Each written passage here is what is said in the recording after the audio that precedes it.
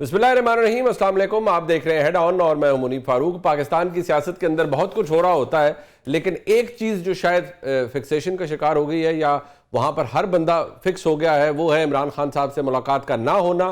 پاکستان تحریک انصاف کے دوستوں کا اکٹھا ہونا، اڈیالہ جیل کے باہر عمران خان صاحب کی جو بہنیں ہیں ان کا اکٹھا ہونا. اب بھی ایز وی سپیک اس وقت بتایا جا رہا ہے وہاں پر انہوں نے دھرنا دیا ہوا ہے. پچھلی دفعہ جب دیا گیا تھا دھرنا تو پولیس نے ان کو شاید پہلے وارن کیا، لیکن پھر ان کے اوپر واٹر کینن کا استعمال کیا گیا، جس کے اوپر بہت احتجاج ہوا کہ جی ٹھنڈ کے موسم کے اندر کیوں ایسا کیا گیا ہے. اس وقت بھی صورتحال ایسی ہے اور ملاقات کے دور دور تک کوئی چانسز نہیں. آج بھی وکلاء سے اور فیملی سے ملنے کا دن تھا لیکن کسی کی ملاقات نہیں ہو پائی. اس وقت بھی دھرنا جاری ہے. اس وقت میرے ساتھ موجود ہیں وفاقی وزیر اطلاعات و نشریات جناب عطا اللہ طاہر صاحب. طاہر صاحب بہت شکریہ آپ کا.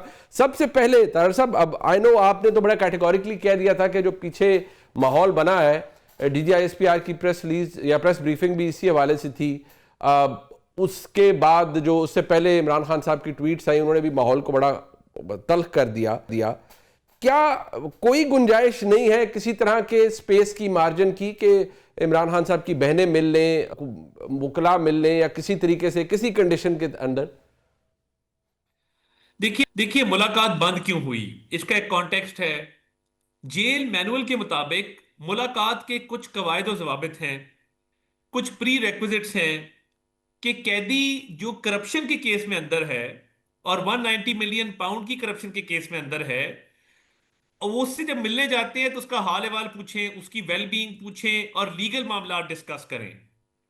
یہ کوئی پکنک سپاٹ تو ہے نہیں، نہ ہی یہ کوئی پنچایتی ڈیرا ہے کہ جہاں پہ جا کے اسٹیٹ انسٹیٹیوشنز کے متعلق گپ لگائی جائے اور باہر آ کے ملک کی سیاست پہ روشنی ڈالی جائے. بات کریں، آ کے بتائیں کہ وہ جو 5-5 کیرٹ کی انگوٹھیاں پہنتے رہے ہیں اور جو ایک فیک ٹرسٹ بنایا القادر کے نام سے، اربوں روپیہ اس قوم کا لوٹ لیا، جس کیس میں یہ اندر ہے، اس پہ بات کریں نا. لیگل بات کریں آ کے، یا کورٹس میں جائیں.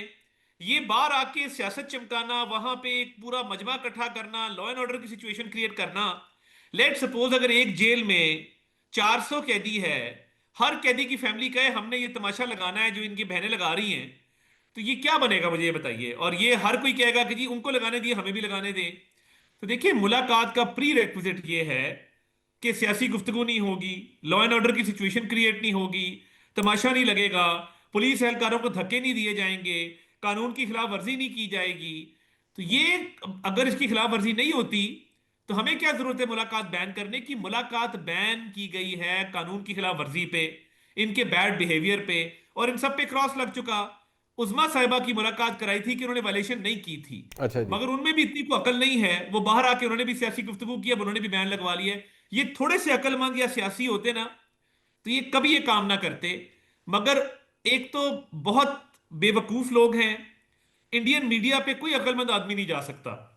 انڈین میڈیا پہ جا کے پاکستان کے خلاف کوئی عقل مند آدمی بات نہیں کر سکتا. تو یہ بے وقوف ہیں اور اپنی سیاست کا بھی نقصان کر رہے ہیں اور اپنی قیدی کا بھی نقصان کر رہے ہیں. جب ان کو پرواہ نہیں ہے تو حکومت ان کو کیوں فیسیلیٹیٹ کرے. حکومت جو ہے وہ قانون کے مطابق چلے گی، قانون کی پاسداری ہوگی تو ملاقات ہوگی، قانون کی پاسداری نہیں ہوگی تو ملاقات نہیں ہوگی. بٹ طارق صاحب، آپ نے لفظ بین کا استعمال کیا ہے. آخری خبر یہی تھی کہ عدالت نے ایک رائٹ کریٹ کیا تھا. آپ تو کیونکہ خود وکیل ہے، آپ کو تو سمجھانے کی ضرورت بھی نہیں ہے کہ جب عدالت حکم کر دیتی ہے کہ جی یہ میکنزم ہے ملاقات کروائیں، آپ کو اعتراض ہے کہ سیاسی گفتگو نہیں ہونی چاہیے. آپ نے کہا بین ہے اور بین ہو گئی ملاقات. سو کیا کسی حکم کے تحت ہوئی ہے؟ از دیر این آرڈر کسی کی طرف سے جس کی وجہ سے ہم یہ کہہ رہے ہیں، یا ایک انسیڈ سا ایک آرڈر ہے جس کے تحت اب ملاقات نہیں ہو رہی؟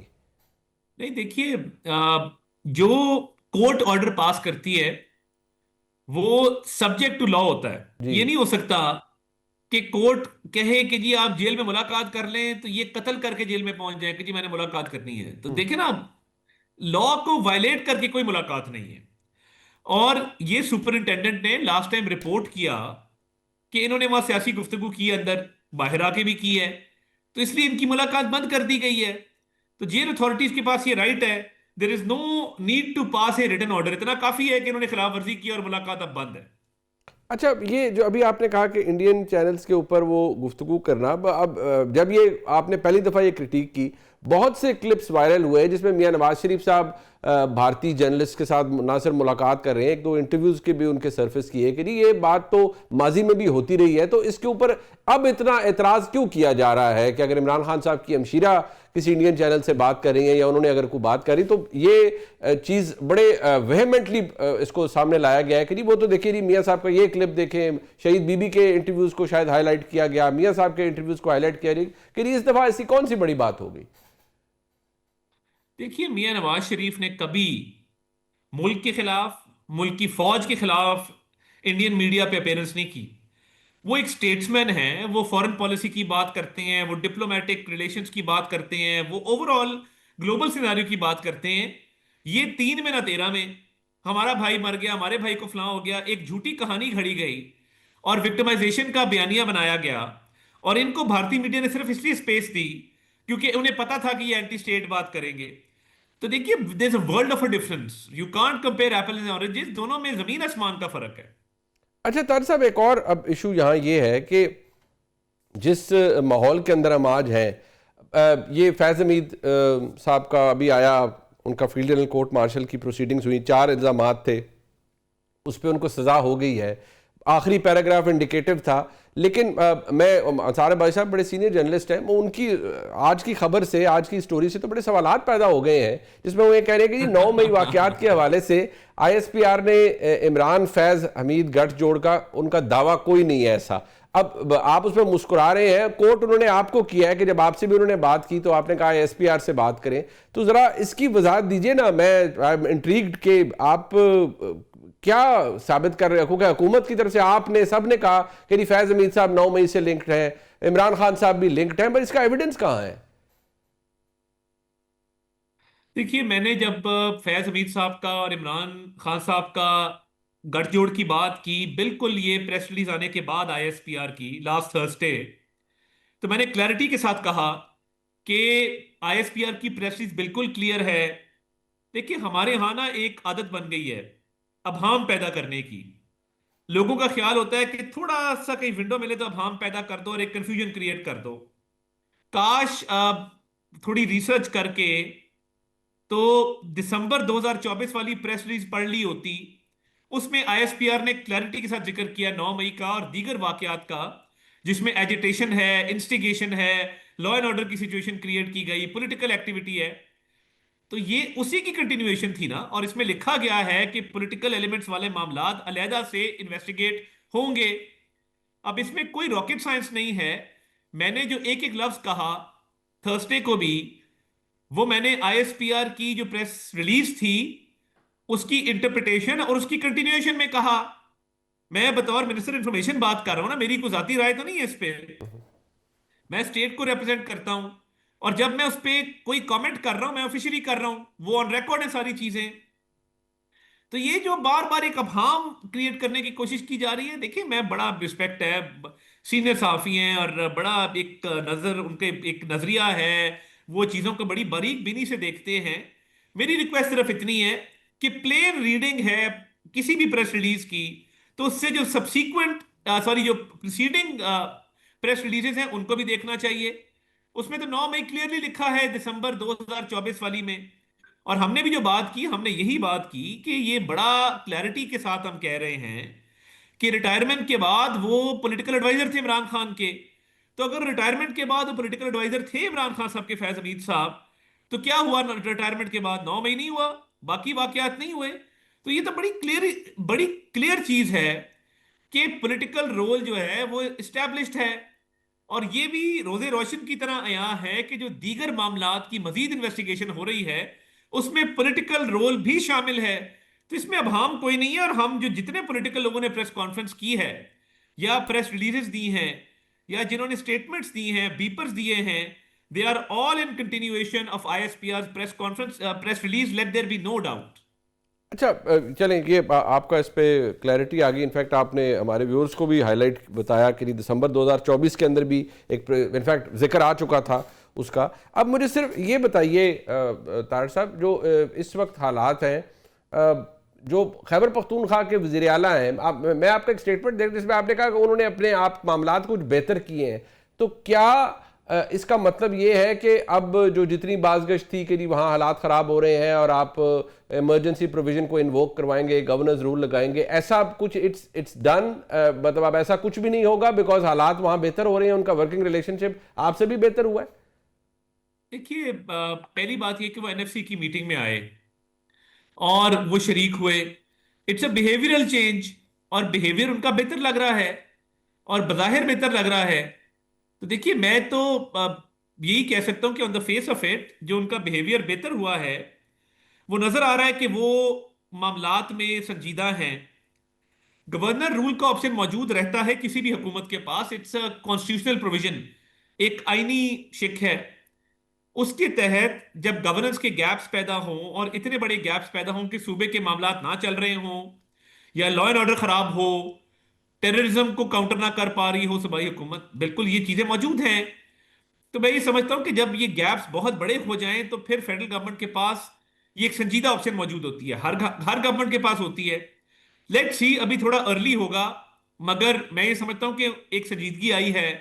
اور وہ جو شروع میں تصویریں صاف کر کے جوتیوں کے نام دے کے نعرے لگانے والے وزیر اعلیٰ تھے، اس میں تھوڑی تبدیلی آئی ہے. اب وہ آفیشیل معاملات کو بھی اٹینڈ کر رہے ہیں، تو let see how things turn out. But وہ انہوں نے یہ بھی کہا ہے کوہاٹ جلسے میں کہ عمران خان صاحب کا پیغام آ گیا ہے، موت یا آزادی، اور ہم آئیں گے. اور انہوں نے کہا کہ لگا کے تو دکھائیں گورنر رول، پھر گورنر رول کا بھی ہاؤس کا بھی گھیراؤ کریں گے اور اسلام آباد بھی پھر نہیں بچے گا اور بہت کچھ ہوگا. تو کیا آپ اینٹیسپیٹ کرتے ہیں کہ خیبر پختونخوا کی طرف سے پھر کچھ ایسا ہوگا جو نومبر 2024 میں ہوا، یا آپ کو لگتا ہے کہ نہیں وہ سٹرینتھ اب تحریک انصاف کی بحیثیت جماعت یا ان کی حکومت کی نہیں ہے؟ ایک تو ان میں سٹرینتھ الحمدللہ بالکل نہیں ہے. اگر ہوتی تو وسائل کے ہوتے ہوئے، سول ایڈمنسٹریشن کے ہوتے ہوئے، پولیس کے ہوتے ہوئے، ان کی صوبائی حکومت ہوتے ہوئے پشاور اور کوہاٹ کے جلسے ناکام نہ ہوتے، وہاں پہ لاکھوں بندہ ہوتا اور تل دھرنے کی جگہ نہ ہوتی. خالی گراؤنڈ پہ جلسے کیے انہوں نے، ان کی اپنی حکومت ہے، کوئی روک ٹوک نہیں ہے. چلے کہیں اور کرتے تو یہ الزام لگا سکتے جی ہمیں روکا گیا ہے. تو پشاور اور کوہاٹ میں کس نے روکا تھا؟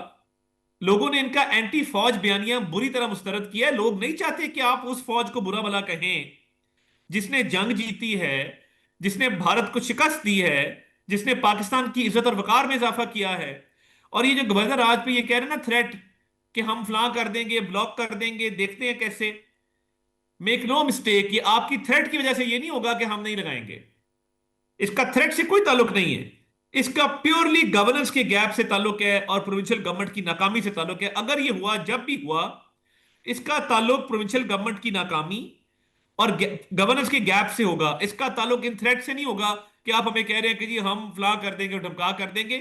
اس پہ ہمیں کوئی پرواہ نہیں ہے ان کی پولیٹیکل سٹیٹمنٹس جو ہے. اچھا ایک چیز طاہر صاحب، کیونکہ آپ کو میں جانتا ہوں، آپ نے جو اپنی سیاسی سٹرگل ہے صحیح وہ شروع کی ہے اپوزیشن کے دور میں، اور 2018 کے بعد جو مار پڑی اور سارا کچھ، اور میں وٹنس ٹو اٹ کہ ہم آپ کو دیکھتے تھے، کبھی آپ اریسٹ بھی ہوئے اس چکر میں، کبھی ایک عدالت میں، کبھی دوسری عدالت میں، اور میاں نواز شریف صاحب ہوں، شہباز شریف صاحب ہوں، مریم نواز شریف صاحبہ ہوں، سب کے کیسز میں آپ جاتے تھے. یو ہیو ایکچولی سین کہ اس وقت کیا صورتحال تھی. تو in fact you have seen it all. آج جب میں دیکھتا ہوں کہ کچھ دن پہلے تک تو جناب رانا ثناء اللہ صاحب، جناب خواجہ آصف صاحب، انہوں نے کہا جو کچھ ہوا ہے یہ جنرل فیض حمید اور جنرل باجوہ کا گٹھ جوڑ تھا، ان کے ساتھ اور لوگ ملے ہوئے تھے، سب کچھ ہو رہا ہے. All of a sudden everybody has restricted themselves or narrowed it down to فیض حمید. کوئی بندہ بات نہیں کر رہا. whereas اگر میں جانتا ہوں اور آپ کو بھی پتا ہے کہ میاں نواز شریف صاحب جو آپ کے قائد ہیں، انہوں نے تو پی ڈی ایم کے جلسے میں کہا کہ قمر جاوید باجوہ صاحب یہ سوغات آپ کی لائی ہوئی ہے، انہوں نے عمران خان صاحب کو کہا. آج آپ سارے صرف فیض حمید صاحب کی بات کر رہے ہیں. کیا وجہ ہے؟ یو سی کہ جی کوئی چانس نہیں ہے کہ اس سے فردر اکاؤنٹیبلٹی کا، یا آپ نے اپنے آپ کے اندر کچھ امینڈمنٹس کیے ہیں، کچھ کریکشنز کیے ہیں when it comes to somebody else's accountability؟ نہیں دیکھیے، میں سمجھتا ہوں کہ یہ غیر ضروری بحث ہے. فوکس ٹوٹلی فیض عمران گٹھ جوڑ کے اوپر ہے and that is the bottom line. مزید اس کو ڈائلیوٹ کرنا، مزید اس میں جو ہے وہ مزید کوئی اور چیز اس میں کرنا، میں نہیں سمجھتا کہ یہ درست ہوگا. اور دیکھیے اوور ٹائم جب بھی اسٹیٹمنٹ آئی ہے گجرانوالہ جلسے کے بعد، فیض حمید صاحب نے جو کچھ کیا، ان کا رول زیادہ وائبرنٹ تھا، وہ زیادہ کھل کے سامنے آئے. تو چیزیں تو بالکل کلیئر ہیں اور ہم سمجھتے ہیں کہ یہ فیض عمران گٹھ جوڑ ہے. That is the main concern اور فوکس اسی کے اوپر ہے. اچھا، یہ ابھی کیونکہ عمران خان صاحب کی بات ہو رہی ہے ایز وی اسپیک، ابھی بھی وہ دھرنا اور سب کچھ جاری ہے. obviously it doesn't impact you اور آپ کی حکومت کو بھی اس سے فرق نہیں بنتا، لیکن آپ کی طرف سے اسمبلی کے فلور کے اوپر آپ کے بہت سے کولیگز جو کیبنٹ کے اندر ہیں ان کی طرف سے بار بار کہا گیا ہے کہ خان صاحب کو 5 سٹار سہولیات ملی ہوئی ہیں. آپ کیونکہ یہ اس کے پریزیڈنٹ بھی موجود ہیں، وائی ناٹ اے کمیٹی اور somebody کہ آپ لے جائیں 2-4 لوگوں کو، ایٹ لیسٹ جو لوگ آپ سمجھتے ہیں کہ ذرا بیلنسڈ گفتگو کریں گے آپ کے کولیگز میں سے ہی دکھا دیں، تاکہ یہ امپریشن تو زائل ہو کہ جی آپ نے خان صاحب کو بہت ابتر حالات میں رکھا ہوا ہے، برے حالات میں رکھا ہوا ہے. HRCP رپورٹ کر رہا ہے، دنیا سوال کر رہی ہے، UN میں لوگ سوال کر رہے ہیں. یہ تو امپریشن پھر آپ کو ڈسپیل کرنا چاہیے طاہر صاحب. نہیں، بالکل بھی نہیں کرنا چاہیے. اچھا، لیکن ہم کیوں یہ بلیک میلنگ میں آئیں اور کیوں اس جھوٹے پروپیگنڈا کو اس لیول پہ لے جائیں کہ ایک پکنک سپاٹ بنا دیں تاکہ اور لوگ جا کے وہاں پہ جو ہے وہ پکنک لگائیں جیل کے اندر. بات بڑی سمپل ہے. بائسیکل دی ہوئی ہے، ٹریڈ مل دی ہوئی ہے، واکنگ گیلری ہے، پینٹری دی ہوئی ہے، صبح اوٹ میل اور پتہ نہیں چیا سیڈز اور کیا کیا کھاتے ہیں. میں کہہ رہا تھا نا، غریب آدمی کی 4 دن کی خوراک ہے جو صرف ناشتے میں وہ کھا جاتے ہیں، اور ہر چیز میسر ہے اندر. باقاعدہ طور پہ ایک شاہانہ ان کا لائف سٹائل ہے. تو یہ جو مرضی کہتے رہے فورن میڈیا کو، ویسٹرن میڈیا کو، انہوں نے ہمیں یہ بھی کہا تھا کہ ہم کوئی غلام ہیں. اب غلام والے ہی معاملات کر رہے ہیں اور کانگریس مین سے لیٹر لکھوا رہے ہیں. یہ تو بیانیہ ہمارا نہیں تھا، یہ ان کا بیانیہ تھا نا، ہم کوئی غلام ہے کا. تو یہ دیکھیں، ان کی کوئی پالیسی نہیں ہے، کوئی دین ایمان نہیں ہے، اندھی تقلید ہے ایک شخص کی، اور اس کی تقلید کے اندر یہ اتنا آگے چلے جاتی ہے کہ ملک کو بھی پیچھے چھوڑ دیتے ہیں. تو اسی کوئی گنجائش نہیں ہے. He is comfortable, he is hale and hearty, اور تمام ان کو سہولیات میسر ہیں. ابھی ان کی بہن مل کے آئی ہیں، انہوں نے کہا جی حشاش بشاش ہیں مگر غصہ ہے، فرسٹریشن ہے. تو بھی غصہ اپنے آپ پہ کرے نا. کرپشن خود کی ہے یا کسی اور نے کروائی تھی ان سے؟ اچھا، ٹورڈ دی اینڈ طاہر صاحب جو ایک آخری سوال ہے، اور وہ رائٹلی جو اس پہ اب سوال بھی ہوتا ہے، آپ کہ پرائم منسٹر صاحب کے متعدد دورے ہیں، obviously آپ وٹنس کرتے ہیں، ڈپلومیٹکلی پاکستان نے بہت کچھ گین کیا ہے، ایک سینٹرل رول ہے. یہ ٹرانسلیٹ کب ہوگا into real investment, real foreign investment? اور آپ کے ناقدین یہ کہتے ہیں کہ یہ MOU سائن کر رہے ہیں بٹ نتھنگ سبسٹینشیل، کچھ نہیں رہا ملک کے اندر. وہ کب نظر آنا شروع ہوگا لوگوں کو؟ دیکھیے، ملک کے اندر انویسٹمنٹ کے پروجیکٹس جو ہیں وہ شروع ہو چکے ہیں. مختلف ممالک نے پاکستان سے جو ہے وہ اگریمنٹس بھی سائن کیے ہیں. مطلب آپ نے دیکھا ابھی ارامکو آپ کے سامنے ایک بہت بڑا اگزامپل ہے. اب وہ پیٹرول پمپس جو شروع ہوئے ہیں، مائن اینڈ منرلز میں انویسٹمنٹ آ رہی ہے، چائنیز سینڈک مائن پہ آلریڈی کام کر رہے ہیں، ریکوڈک میں انویسٹمنٹ آئی ہے. دیکھیں، یہ تو کہنا درست نہیں ہے. میں نے آپ کو 4 پروجیکٹ تو یہی گنا دیے. تو یہ بے شمار پروجیکٹس ہیں جن میں انویسٹمنٹ آئی ہے، ٹریڈ بڑھی ہے ہماری. تو یہ میں سمجھتا ہوں کہ الحمدللہ جو دورے ہوئے، جو اگریمنٹس ہوئے، جو بائلیٹرلز ہوئیں، اس کا رزلٹ آنا شروع ہو گیا ہے، اور ملک کے اندر انویسٹمنٹ اب بیرون ملک سے آنا شروع ہو گئی ہے، اور یہ آگے جا کے بڑھے گی، اور اس کے بڑے دورس اور بڑے مثبت نتائج جو ہیں وہ مرتب ہوں گے. اور جسٹ لاسٹ کویسچن، یہ جو NFC کے فارمولے والا مسئلہ ہے، نو اٹ فار اے فیکٹ کہ پرائم منسٹر صاحب یا obviously ان کی ٹیم سارے اس بات پہ ہیں کہ this is not the way to go about it, ایسے نہیں چل سکتا، there has to be something, کچھ ہونا چاہیے. کیا ہوگا طاہر صاحب؟ obviously you are in the know of a lot of things. دیکھیے، اس پہ تو آپ کو پتہ ہے پرائم منسٹر صاحب مشاورت میں یقین رکھتے ہیں اور ڈسکشن میں، اور وہ ہر معاملے پہ پروونسز کو بھی آن بورڈ کرتے ہیں، اور تمام جو متعلقہ سٹیک ہولڈرز ہیں ان سے وہ گفتگو کرتے ہیں. تو میرا خیال ہے کہ جو بھی ہوگا کنسلٹیشن کے ساتھ اور ملک کے وسیع تر مفاد کے اندر اور تمام لوگوں کو آن بورڈ لیتے ہوئے ہوگا. اور جیسے بھی آگے بڑھنا ہے، پروونسز کے رائٹس کو بھی پروٹیکٹ کرنا ہے اور وفاق کو بھی مضبوط کرنا ہے. کامیابی اسی چیز کے اندر ہے. 28ویں ترمیم کو کوئی چانس نہیں ہے ابھی طاہر صاحب؟ No need? فی الحال کوئی ڈسکشن نہیں ہے، نہ کوئی فی الحال اس پہ کوئی پرپوزل ہے. لیٹ سی آگے جا کے کیا ہوتا ہے، مگر فی الحال 28ویں ترمیم پہ کوئی ایسی بات ہمارے علم میں نہیں ہے، نہ ہی اس پہ کوئی بھی بات چیت ہوئی ہے. ٹھیک، بہت شکریہ. اس وقت ملک کے اندر جو معاشی معاملات ہیں وہ کس طرف جا رہے ہیں؟ کچھ چیزیں حکومت کا ایک دعویٰ یہ رہا ہے کہ جو میکرو اکنامک فگرز ہیں وہ بہتر ہیں، ہم ترقی کی راہ پر ہیں، اور ہم we are out of the woods, اور ہم ایک ریکورنگ اکانومی کا شکل اختیار کر رہے ہیں. پر چیلنجز یہاں ان امپلائمنٹ کے بھی ہیں، چیلنجز یہاں پر غربت کے بھی ہیں، اور چیلنجز یہاں پر اب بتایا جاتا ہے کہ جو قرضے ہیں، قرضہ جات ہیں، ان کی بھی تعداد بہت بڑھ گئی. اس کو ذرا سادہ اور آسان الفاظ میں سمجھنے کے لیے کہ حکومت کی پروگریس ہے کیا، میرے ساتھ موجود ہے اس وقت مفتاح اسماعیل صاحب جو کہ سابق وفاقی وزیر خزانہ ہیں، معیشت کو سمجھتے ہیں، خود انہوں نے معیشت چلائی بھی ہے اور بڑے قریب سے حالات کو دیکھا ہے. مفتاح بھائی بہت شکریہ آپ کا. سب سے پہلے تو تھوڑا سا مجھے یہ بتائیے گا، اور میں کیونکہ آپ سے بات ہمیشہ ذرا آسان زبان میں ہی ہوتی ہے تو ذرا ویور کے سمجھنے کے لیے بھی ایک دفعہ یہ مجھے یاد ہے عمران خان صاحب کے دور میں obviously when you were part of the government also مطلب پی ایم ایل این کے اندر آپ تھے، آپ ایک بڑا کرٹیسزم تھا کہ قرضے بہت بڑھ گئے. یہاں پر بھی جو ہمارے اندرونی قرضے ہیں ان کا بڑا حجم بتایا جاتا ہے بڑا بڑھ گیا ہے. یہ is it a cause of concern for anyone in Pakistan, یا یہ ایک ریگولر چیز ہے اور یہ چل رہے ہوتے ہیں قرضے ایسے ہی؟ دیکھیے قرضے تو ہر ملک کے ہوتے ہیں، اس میں کوئی اتنی بڑی بات نہیں کہ قرضے ہیں، لیکن یہ دیکھنا ہوتا ہے کہ کس رفتار سے قرضے بڑھ رہے ہیں اور کیا یہ رفتار وہ ہے جو آپ واپس کر سکتے ہیں. تو اٹ ٹرنز آؤٹ کہ لوکل کرنسی کے قرضے بھی ہمارے یہاں بہت تیزی سے بڑھ رہے ہیں اور فورن کرنسی کے قرضے جات بھی بڑھ رہے ہیں. اور فورن کرنسی تو ہمارے پاس دینے کے بالکل لائق نہیں ہیں ہم، ماں سوائے اس کے کہ ہم کسی اور سے قرض لے کے پھر کسی پچھلے آدمی کا قرض اتاریں.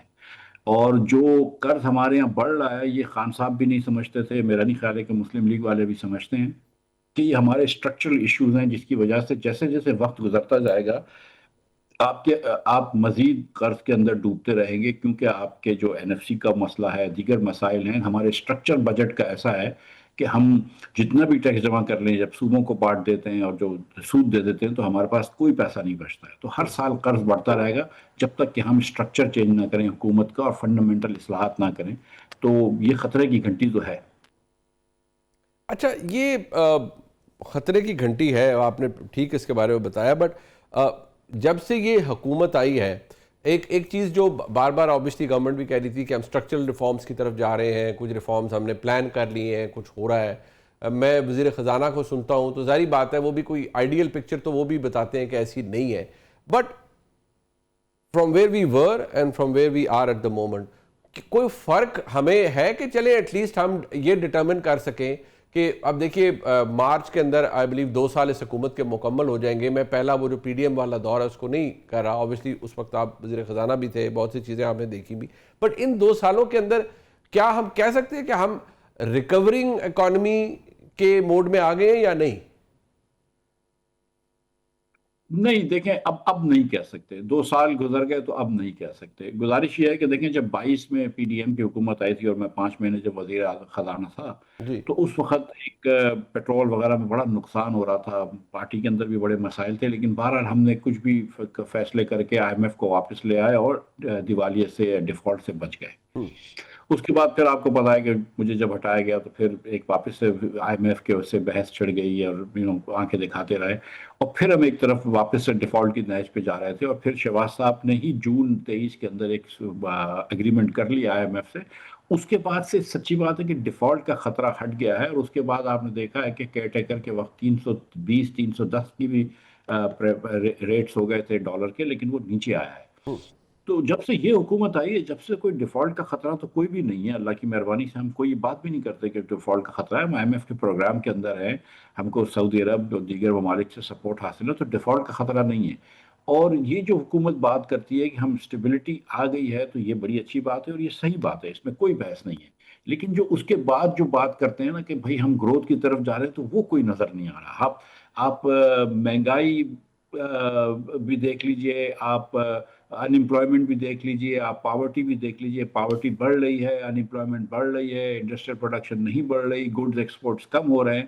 تو کوئی بھی ایسی چیز نظر نہیں آ رہی جس کے اندر ہم کہہ سکتے ہیں کہ ہاں دیکھو تھوڑی سی بے روزگاری کم ہوئی ہے، کچھ بہتری آ رہی ہے. ہاں دیکھو تھوڑی سی غربت کم ہوئی ہے، کچھ بہتری آ رہی ہے. ایکچولی غربت بڑھ رہی ہے، بے روزگاری بڑھ رہی ہے، معیشت. بالکل، یہ آپ نے جو پوائنٹ آؤٹ کیا ایگزیکٹلی یہ میں آپ کا کرٹیک ہمیشہ بڑا اس کو کلوزلی دیکھتا بھی ہوں. اچھا، یہ تھوڑا سا کچھ سیکٹرز یا ایک کمپوننٹ ہے، مجھے ذرا ایجوکیٹ کیجئے گا کیونکہ آپ کی جو ایکسپرٹیز ہے کہ جی ایک یہ ہے نہیں کہ مینوفیکچرنگ سیکٹر میں پرائیویٹ انویسٹمنٹ 2019 میں کچھ 700 یا 700 پلس ارب تھی، اب وہ سکڑ گئی ہے 2025 میں 450 ارب کے اوپر آ گئی ہے. یہ واٹ از دا پرپز، یہ مطلب what is the reason for this, یہ وجہ کیا ہے؟ غلط پالیسی ہے کیونکہ اس وقت تو خان صاحب کی حکومت تھی، but now we are here, اس کو بھی 6 سال گزر چکے ہیں، تو کیا ایشو کیا بنا ہے یہاں پر؟ دیکھیں ایشو یہ ہے کہ پاکستان میں بجلی کی نرخ دیکھیں آپ تو آپ کے خطے کے تمام ممالک سے زیادہ ہے، اور تمام ہم پلہ ممالک Indonesia, Malaysia, Thailand, Vietnam, Cambodia, South Africa, Tanzania, Kenya, ان سب ممالک سے، انڈیا، پاکستان، نیپال، سری لنکا، ان سب سے ہماری بجلی مہنگی ہے، ان سب سے ہماری گیس مہنگی ہے. تو اگر ایک فورن انویسٹر سے پہلے لیتے ہیں پھر لوکل انویسٹر پہ بھی آتے ہیں. فورن انویسٹر اگر سوچ رہا ہوگا کہ پاکستان میں انویسٹ کروں یا ویتنام میں کروں یا کینیا میں کروں، تو وہ یہ کہے گا یار پاکستان میں بجلی مہنگی ہے، پاکستان میں گیس مہنگی ہے، پاکستان میں ٹیکس ریٹ سب سے زیادہ ہے، تو شاید بہتر ہے کہ ابھی میں کہیں اور کر لوں. پھر اس کے بعد جب ہمارا لوکل انویسٹر جو ہے وہ جو پاکستان میں جس نے انویسٹ کرا ہوا ہے، کیونکہ اس کی بجلی گیس وغیرہ مہنگی ہے تو اس کی جو لاگت ہے چیزوں بنانے کی وہ بڑھ جاتی ہے، تو وہ ان ریٹس پہ نہیں بیچ سکتا ہے جہاں سے کہیں اور کسی اور ملک سے آپ بیچ سکتے ہیں، چاہے ویتنام ہو گیا یا بنگلہ دیش ہو گیا. تو ہماری گڈز ایکسپورٹس بھی، برآمدات بھی کم ہو رہی ہیں چیزوں کی، اور ہم سرمایہ کاری بھی نہیں لا سکتے، نہ باہر کے لوگ سرمایہ کاری کر رہے ہیں اور نہ پاکستانی لوگ سرمایہ کاری کر رہے ہیں. تو اس میں جو مین وجہ ہے وہ ہمارے یوٹیلیٹیز کے ریٹس ہیں، اور باقی پھر چھوٹے سے جو چیزیں ہوتی ہیں ٹیررزم وغیرہ وہ تو ہوتا ہی ہے. لیکن یہ جو اس وقت جو میرے خیال سے میری دانش میں جو بڑی وجہ ہے وہ ہماری بجلی اور گیس کی مہنگا ہونا اور ٹیکس کا زیادہ ہونا ہے، میرے خیال سے ایک بڑی وجہ ہے. اچھا مفتاح بھائی یہ بھی بتائیے کہ جو اب جیسے آپ نے خود ابھی اس کو اپنے ڈسٹنکشن ایک ڈرا کی کہ تو فارن انویسٹر ہے اور پرائیویٹ انویسٹر ہے، آپ بھی بزنس پاکستان کے اندر کرتے ہیں. جب ہم پرائیویٹ انویسٹر کی بات کرتے ہیں، یہ بتدریج انویسٹمنٹ کم ہوئی ہے نا، کیا ہم یہ سمجھیں کہ یہ سنگولرلی اسی حکومت کی وجہ سے ہے یا یہ ٹرینڈ ہے جو پچھلے 5-6 سال سے آ رہا ہے؟ میں آج سوچ رہا تھا منیب بھائی کہ دیکھیں ہمارے پاس اگر ایک تالا ہے اور وہ تالا کھولنا ہے اور ہم غلط چابی استعمال کر رہے ہیں، ٹھیک ہے، اور ہم 20-30 سال سے غلط چابی استعمال کر رہے ہیں. اب یہ ہو سکتا ہے کہ تھوڑی دیر میں نے منیب نے چابی کوشش کر لی، منیب سے نہیں ہوا تو مفتاح نے کوشش کر لی، مفتاح سے نہیں کھلی تو صادق نے کوشش کر لی، ماجد نے کوشش کر لی، وغیرہ وغیرہ. لیکن چکر یہ کہ وہ چابی ٹھیک نہیں ہے. ہمارے یہاں اسٹرکچرل ایشوز ہیں، جب تک ہم وہ ٹھیک نہیں کریں گے تو آپ دیکھیں نا، ہم نے مشرف صاحب کے ماشاء اللہ ختم ہونے کے بعد زرداری صاحب کی حکومت دیکھی ہے، میاں صاحبان کی دیکھی ہے، عمران خان صاحب کی دیکھی ہے، ہم نے صرف بہتری نہیں دیکھی ہے نا. تو ہم کو اب یہ سوچنا پڑے گا کہ یار اس ملک میں جس اسٹرکچر سے ہم ملک چلا رہے ہیں وہ صحیح نہیں ہے. یہ IMF پروگرام ہے، اب آپ یہ دیکھ لیجئے کہ کوئی ایسی صورت نہیں ہے کہ IMF پروگرام ختم ہوگا تو اگلے IMF پروگرام میں نہ جائیں، تو اس کا مطلب ہے پھر ہم گروتھ روکیں گے. ہم ایسی کوئی چیز نہیں کر رہے جس میں اخراجات کم کرنے ہوں، جس میں NFC ایوارڈز کم کرنے ہوں، جس میں صوبوں کے PhD ADPs کم کریں، وفاق کے PhD کم کریں. ہم ایسی کوئی چیز نہیں کر رہے کہ جس سے ہم اپنے ٹیکس کو معاملات میں کم کر سکیں، نہ ہم کوئی نجکاری کی طرف گئے کہ جس میں ہم بجلی کی اور گیس کی قیمتیں صحیح کر سکیں. اب آپ کے سولر ریولوشن آ گیا پاکستان میں بھی، دنیا بھر میں بھی. 18 روپے کی آپ گھر میں اپنی بجلی بنا سکتے ہیں کسی بھی شہر میں پاکستان کے رہتے ہیں. اگر تھوڑے سے چولستان وغیرہ کے پاس یا سندھ میں رہتے ہوں تو شاید تھوڑی سی اور بھی سستی پڑ جائے گی. اب 18 روپے کی بجلی آپ اپنے گھر میں بنا سکتے ہیں. ایک مڈل کلاس آدمی 2-4 لاکھ روپے کے انویسٹمنٹ سے بنا سکتا ہے، لیکن حکومت کہتی ہے نہیں، ہم سے 45 روپے کی خریدو. اب یہ مائنڈ سیٹ تو حکومت کا چینج ہونا پڑے گا نا. تو ایک تو ہماری سوچ ہم کو بدلنی پڑے گی، مائنڈ سیٹ بدلنا پڑے گا، اور جو سٹرکچرز کرنے پڑیں گے نا، بیسیکلی چابی بدلنی پڑے گی. اس چابی سے تالا نہیں کھلے گا. ایک باڈی بنی SIFC، وہ ریڈ ٹیپزم کو، بیوروکریٹک ہرڈلز کو، ان چیزوں کو روکنے کے لیے. And I have come across some people, آپ کی برادری سے جو بزنس کمیونٹی سے لوگ تعلق رکھتے ہیں، کچھ لوگ بڑے خوش ہیں. I have met some people. ابھی ریسنٹلی ایک ایکسپو ہوا تھا لاہور میں، اور آئی کیم اکراس ایک بڑا گروپ سے جو سیرامک میں ہے اور انڈسٹری میں انہوں نے ابھی کام شروع کیا. اینڈ دے ور لائک کہ جی ہمیں بڑی فیسلٹی ملی ہے SIFC سے، لیکن پھر بھی وہ اٹریکشن کیوں نہیں ہے؟ پرائمریلی وہی وجہ ہے جو آپ نے بھی پوائنٹ آؤٹ کی کہ بجلی مہنگی، گیس مہنگی، ٹیکسز زیادہ. That is the unless we do away with these things باہر سے انویسٹمنٹ نہیں آئے گی. دیکھیے ایس آئی ایف سی کیا کر سکتی ہے؟ کوئی آدمی کہے گا بھائی مجھے زمین خریدنی ہے، پنجاب گورنمنٹ سے زمین خریدنی ہے، بڑے لیگل لکوناز ہیں، بڑے مسئلے ہیں، پیپر صحیح نہیں ہے، ایس آئی ایف سی والے بیچارے 2-4 فون کر دیں گے، تھوڑی سی آپ کو آسانیاں پیدا کر دیں گے، جس چیز میں آپ کو 6 مہینے لگے تھے وہ شاید 15 دن میں کر دیں گے۔ ایس آئی ایف سی آپ کے یہ جو بیوروکریٹک مسئلے ہیں کہ بھئی مجھے ایس سی سی پی سے پرمیشن نہیں مل رہی، وہ پرمیشن دلا دیں گے۔ ایس آئی ایف سی بجلی تو آپ کو سستی نہیں دلا سکتا نا، آپ کا کنیکشن دلوا دے گا لیکن بجلی تو سستی نہیں دے سکتا۔ ایس آئی ایف سی آپ کو گیس تو سستی نہیں دے سکتا۔ اگر اسٹیٹ بینک کے پاس ڈالرز ہی نہیں ہیں تو ایس آئی ایف سی جو ہے اپنے ڈالر چھاپ کے آپ کے پروفٹ تو ریپیٹریٹ نہیں کر سکتا۔ اگر پاکستان کے اندر اکانومی نہیں چل رہی ہے تو ایس آئی ایف سی تو اس میں کچھ بھی نہیں کر سکتا۔ ایس آئی ایف سی تو 2 کام کر سکتا ہے، ایک سیلز مین کا کام کر سکتا ہے کہ دنیا میں جا کے بتائے کہ دیکھو پاکستان میں آؤ۔ نمبر 2، جب پاکستان سے دنیا کے انویسٹرز پاکستان میں آئیں یا بڑا پاکستانی گروپ ہو تو اس کے لیے کچھ آسانیاں پیدا کر سکتا ہے۔ لیکن اس کے علاوہ ایس آئی ایف سی کیا کر سکتا ہے؟ مطلب آپ بجلی تو سستی نہیں کر سکتا ہے، گیس تو سستی نہیں کر سکتا، یہ تو حکومت کو whole of the government has to sit together and do this. S I F C اس میں اپنے سجیشنز امپروومنٹس کے لا سکتا ہے، لیکن unless and until جو مثال کے طور پر ابھی ہم نے 43 ارب روپیہ دے دیا ہم نے ایم این اے حضرات کو، 25 کروڑ روپیہ فی ایم این اے ہم نے دیا، رائٹ، تاکہ وہ اپنے علاقے میں پروجیکٹس بنا سکیں۔ اب منیب بھائی میں اور آپ جانتے ہیں کہ اس میں تھوڑی سی خرد ہو جاتی ہے، کچھ کمیشن مل جاتے ہیں صوبے کے حساب سے، کسی صوبے میں 20-25% ہوتے ہیں، کسی میں 40-50% ہوتے ہیں، مطلب یہ چلے جاتا ہے۔ اب ہم یہ 43 ارب روپے کے ایک اور استعمال بھی کر سکتے تھے، ہم یہ کہہ سکتے تھے کہ جس کی 3 لاکھ سے کم تنخواہ ہے اس کی ہم ٹیکس بریک 25% کم کر دیں گے، یا ہم تمام تنخواہ یافتہ لوگوں کی 8% سے ٹیکس کم کر دیں گے۔ میں سمجھتا ہوں کہ اس سے معیشت زیادہ چل جاتی، اس سے زیادہ پازیٹیو سگنل آ جاتا۔ لیکن اب اگر ایم این ایس کو بھی پیسے دینے ہیں، آپ نے 1000 ارب روپے کا پی ایچ ڈی بھی کرنا ہے صوبوں نے، آپ نے دیکھیں پاکستان میں $13 بلین 3800 بلین روپیز کا A D B and P H D P ہوتا ہے۔ وہ آپ کو نظر آتا ہے کہ جو مطلب اس کا کیا پے بیک ہے؟ اگر وہ $13 بلین ہم بچا لیا کریں اور اس کا کچھ آدھے پیسے اخراجات، آدھے پیسے ہم ٹیکس واپس کر دیں اور آدھے پیسے ہم خسارہ کم کر دیں تو وہ نظر آئیں گے۔ لیکن ہماری پرائورٹیز صحیح نہیں ہے نا۔ آپ بلوچستان میں 300 ارب روپیہ خرچ کرتے ہیں اے ڈی بی کا، اگر آپ وہ پیسے ڈائریکٹ غریب لوگوں کو دے دیں، بلوچستانی فیملیز کو، تو وہ زیادہ فائدہ ہوگا۔ لیکن ہم نے اسٹرکچرز حکومت کے بنا لیے ہیں کہ جس سے حکومت ایک تو غیر فعال ہو گئی ہے بلکہ راستے روکتی ہے کاروبار کے۔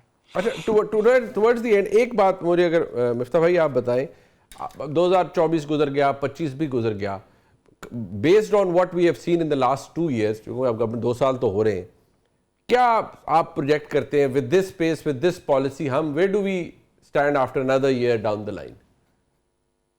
میں آپ کو ایک ٹیبل بتاتا ہوں 2020 کے اندر پاکستان اور بنگلہ دیش میں، 2020 سے 2021 تک کی بتا رہا ہوں میں، 2020 سے 2000 سے لے کے 2021 تک پاکستان میں اوسطاً جو ہے وہ 2.1% ترقی ہوئی ہے، اور بنگلہ دیش میں اوسطاً جو ہے وہ 4.6% ترقی ہوئی ہے۔ اس کا مطلب ہے کہ اگر بنگلہ دیش میں اور پاکستان میں دو لوگوں کی 1 لاکھ روپے تنخواہ تھی 2000 کے اندر، تو 2021 میں پاکستانی کی تنخواہ بڑھ کے 1,54,000 ہوئی ہے، 1 لاکھ سے بڑھ کے، اور بنگلہ دیش کی تنخواہ جو ہے وہ 1 لاکھ سے بڑھ کے 2,57,000 ہو گئی۔ اور اگر اس کو 25 تک پروجیکٹ کریں تو پاکستان کی پچھلے 4 سال میں تو تنخواہ کم ہوئی ہے پاکستانی کی، تو پاکستانی جو آج ہے وہ 1 لاکھ روپے والا جو ہے وہ 1.5 لاکھ روپے کما رہا ہے، اور بنگلہ دیش والا جو ہے وہ 1 لاکھ روپے کمانے والا 2.25 لاکھ روپے کما رہا ہے۔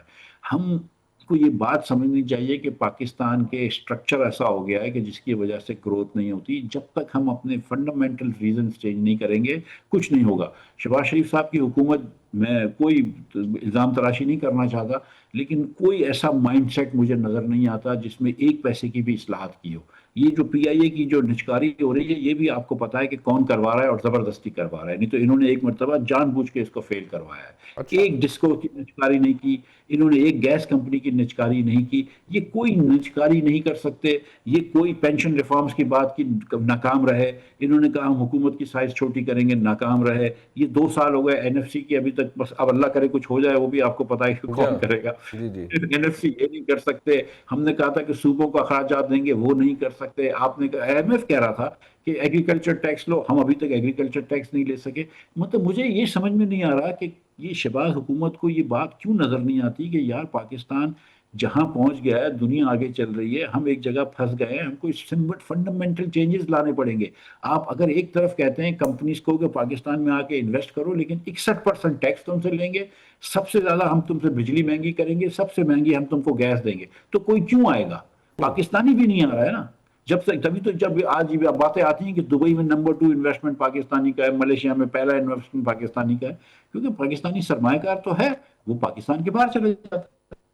بالکل ٹھیک ہے، بالکل ٹھیک ہے۔ میں شکریہ ادا کروں گا جناب مفتاح اسماعیل صاحب کا۔ مفتاح صاحب بہت ایسی ڈسکشن تھی جو آبویسلی پاکستان کے عام شہری کے لیے بڑی فروٹفل ہے، اسے ایٹ لیسٹ سمجھ آتی ہے کہ اس کی حکومت یا پاکستان بحیثیت معاشی طاقت کے کہاں پر کھڑا ہے، اور جو بہت سے دعوے کیے جاتے ہیں ان میں حقیقت کیا ہے، شارٹ کمنگز کیا ہے ہماری۔ پروگرام آپ نے دیکھا، جس کا فیڈ بیک ہمیں ضرور دیجیے گا۔ دیکھنے کا شکریہ، خدا حافظ۔